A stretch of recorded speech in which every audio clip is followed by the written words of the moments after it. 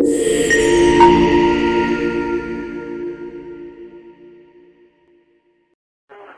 announcement. We are glad to announce to you a total military coup in Uganda today, the 27th July 1985. We want unity because so long we have been sad enough. We already learned from that. We appeal to all Ugandan to come to forget the past and come to develop Uganda in peace. Imwali Bario Kiaboro, RDC Megula retired Colonel Walter Ochora Doch, uloko mapuli kumkuch Dokchen Pajapadano, kwandi kijeme mokenne. Kaloko yabawai, utiri, uyomuchwini, unyoweko ole no kare menyero. Wami kare doga jeme winyo loke mokenne. Jana mai kumala me Uganda mero kuch loyo piene lueny, lutiro maguti maumiero pego lueny, ene gi ero ki lutiro matino maumiero pego to. Kariwa Ochora, ujolo poro log me juba.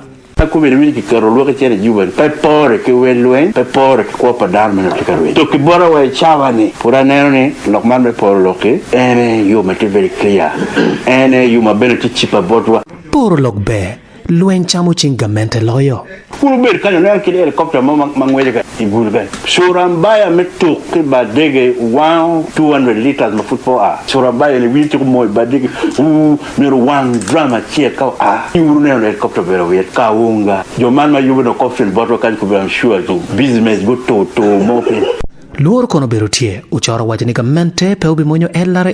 Ento amira titu ni government me Uganda pe bikwa nyukare man me chako chilu LRA. Government me Uganda tika koro report ma ake bo President Salva Kiir kila lukore Dr. Yak Masha. Lutela tekwaro, lutela dini, lutela pagamente ki lutela mapatpat. Guchero wa ilum karwati ki LRA pibitugi, guketingi kuch kujudukchen, LRA gudukchen pajo, dano dokchen pajo, lea piero nyaiching dano, DLP ki mutki ilum. Narmo kiero kwalo chin dielo palo dirne. Kero chwa da mama dirne. Ti video la charo mo kiero kwalo merci dir ko ine Jemi pa jodongo alu e ping po jodong awakuli awakuli lo ko dog megalo beru pero mo migi wadelo aranda ore ya awene wali mbago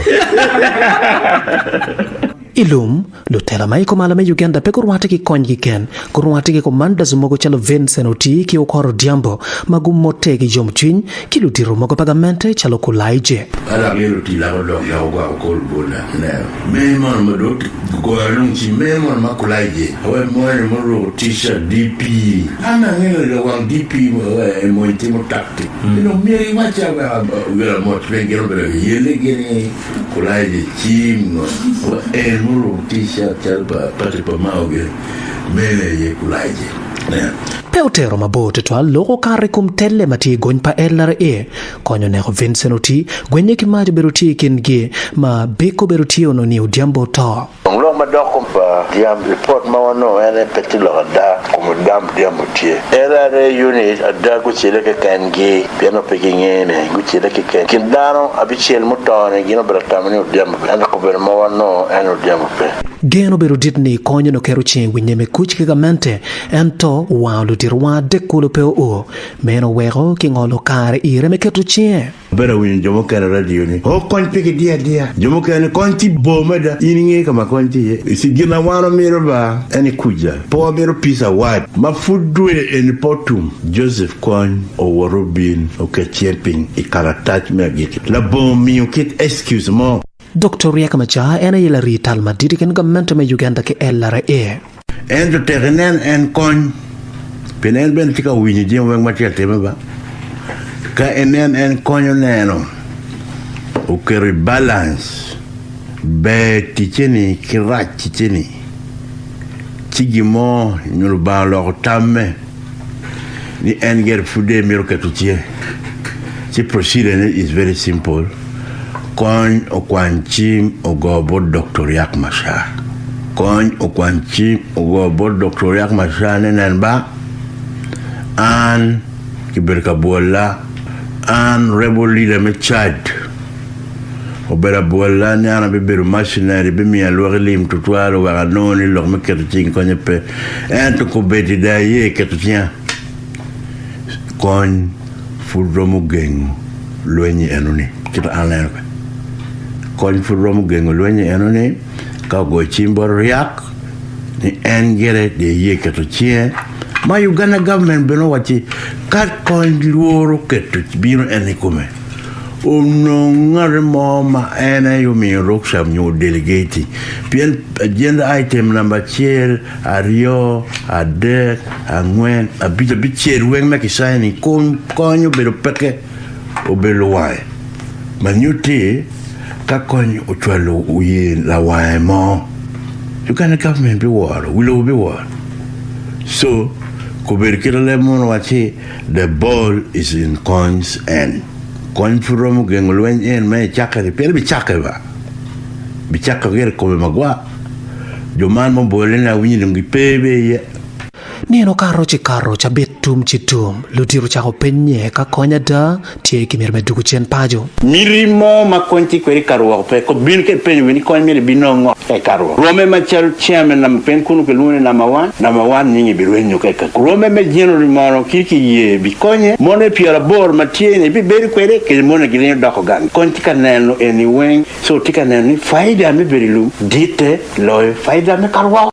Itum duema para chiel mwagali bariyo ke aboro Ochora beri ken lutiro makonyo kero nyingi mechero bore neno kitma eni biketo kere chie iwinye me kuch ange ni kontatim en ket mudoping ko bela titu ni tika makolo ro tiro fili ci eno ni ngat mala karo ko pe karo patient me kon me keto chie ci patient chiel Keto ching kadi pasena chiel pe utimme plan no tie ne wara dek pero dongo kun an ma kula hela nyente wa ki foni wa dong foni ko si wara di train soldier Keto chi winye makony pe okerone weko dongwa penye ni ijuba kiberu kalaro lo kede yeko lembe man por meeting one no tell ban to tell rupa ta connection luak ingejo atire ke dani Alur kallo ka perta pie genchero wa chero ka yero lembe ngela luba kwanyu maraj ketne chen achurbe wa chero ka laro lo dakchero laro la mo wa chak bia ko bia diri da tire ke jonya diri ko go do go bi nero wiru ke mo Iba kati ide ori orka chakaba. Ay. Ita bakaba gani. Tero kwere. Koro poro lo koro yeko lembe pudi dong pe udoko tuwaja kanyame Kongo ento pete lokini dano miero morika So won't teach wo gamena bit you teach me mer information no gino na ma gina ko wo dog gang kila ko to yo dog gang so mene gina mera teach wo where wiki ngom kila ko be no no nying wiki ngom lo wen o o ki kam where assessment committee bin onen ko ya ngom mero mi ki bod wiki ngom Jomo kende kono pia nyiri tek itgi loyo lum madano miero kiwi otige paneno gen moma furwe ko no beri kam dano dogang lo dwa miro pego wang lum wa dano kwan kar man me nyar lum me dogang giya o dogang tiki or ene me dogang cham ki bim twalo ne jewen ki bim twalo lo ko gang mokene gi wero lok wey we caught wiyu berutie or berutie lumu berutie chaki magali bariyo kadi abichel ko ber magali bariyo ka boro so waj ngom we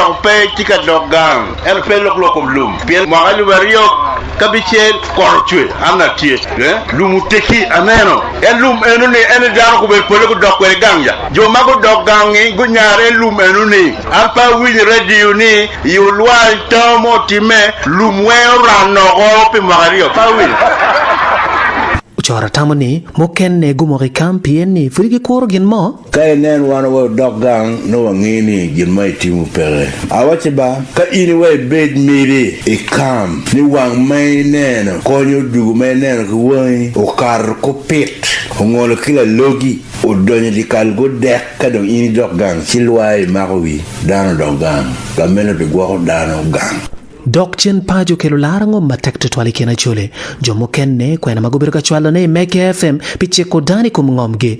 Boche mamiro ko e bao la jai ka weke kwane owe ya gikine. Kina jena mawe kwero kichi ere lok mengom. Conflict mengom miero ki solve nini. Peki timu kete kubi. We radio mega ka eni. Kan kape weko fu gango benen gina ayomo porongo.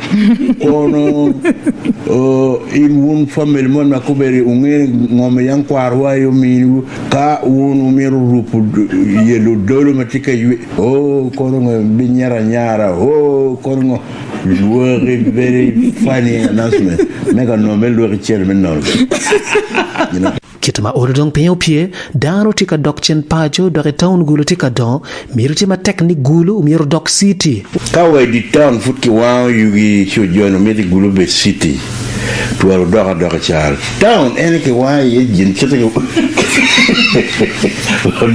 chal wek gulu Dok City dano miru beno lockit gima be si jomo makwani e kavera watin inge bolo kavera enone utipution fukitai in the town ba we takolelam kala mukuri tela bene miru ripe kingi pineno don lobo ka chel pa wadu lock ken pa wa kat gina ke lone blame games a wino tela mo bien radio ka ga me Uganda potem gibo President JF Kennedy opojeni Pay America nuti migimo ento pay wini in mona bitimu ngo ka America ka inatela iche lokum lo goro in mona bitimu ngo kilo goro era pe bingo charke potem gimo ka pay nuti mugimo bitu mi mojo matiu bitiu ena ye you a team me to bulu chera nyim inoni jomatiyo matek loyo ena ye kinywargi muchargi galle loyo kiduwa wa chan futa gino muchargi unu tiki rutela mamu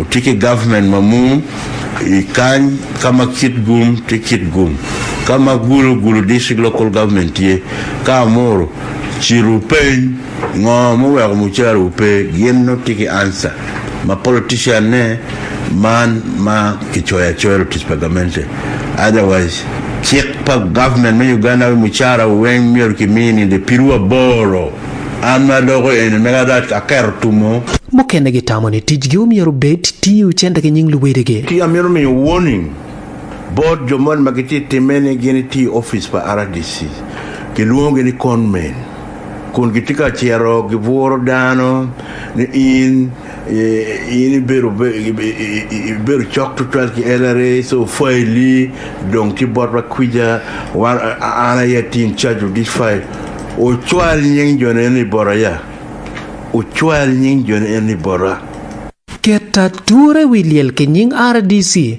o dogo tek mo ano bene pod temo magalone paimol karmaka wachi office pa RDC ubekaratura en beni ngwet RDC pet bela pizzeria paimol tem informers negisina kada pebela kuoya ne romo mini scholarship ila pizzeria pingo petwi chere miri UPE report wajani gulu ena ye kama NGOs poloye Africa kolo ento pegin wengti mekonyi mokene kuali child trafficking do man magitia tij mere kinyin Yesu ne gene lo kristayo kunukta yin mere yo mere ya muchangi chokro tien padano kon mam kut power chere ne komen this fake kono kristayo ini chago yela tini ke gamu wa ke amoro kikere wala yibika eni chabira chiel pobo chwara wa announcement manyoti ya part of the agreement tell culture ka kozo chokolo tiro twale welwero kalmo dog twale kanyam kanu dan gora chi ngi bala dit chame mega benotie ya pede titi ngadi you only petit gogolo tino wujo mate tiro ka yini wa don mera ki wi maditi kati gina ngeloni kon Joseph ana tin wa minne mira doni dege ka makchien ngar tiro ilmo mo angeni gore bi winyu mamino lok mo maka ini winyu ta wa dugu ki mego ne ta we ko bodo no chet meno no fon poromo wa mon bene mira gora kete ila cho ipegi chene eno dawti ka birobori ne emiro chene mecham maka bere peke lo teno do ru ko le deni wa miro school fees ne miri luenya jakke ko deroni o we ko go be miro cham Lutino kum karne pegi winyo fony, ma pul gu porpeny, ma nok mago karo, luloch gu beru ki mire ni umiero gi jenye kwede. En result marachi fudare winyo ben announcement ma en fonye eno ne gichwale mega ne wapoe mada lo fonye me kono school munyo pituto wa pay po ber maraj mada or no second grade actually me tip ki kila dir malo mega ni sa announcement ki chul clear di miro ki kwe kwa ne ni ka bor pi second grade Onyo lami guri la choo kono. Dak bena miru ngeni tich kubej me guri tek loyo wen. Ka ini wachi on maram tem yar mia ta ti korobino chwe. Meno ina yo ya mer bu memo padano. Katama kilomita che wen makuberi di million mia bongwe. Zoka wila tela mo awe. Do million tiruwa de ka be yibutama. Yera. Bebe tama kwa mutangwe ye wiye tiara riwa kala mon men yo kuli no pothole mo. Kudi la choo miro ki jup mabe pieni kari wa bach ubirinye. So jo maneno loko wot padano. Watiki bases moka juya riyan chero Kampala. Bases eni wang muto kidani yo. Nenchero kuonge gidong eni wan porom o Kampala mapawato yo kiana beach.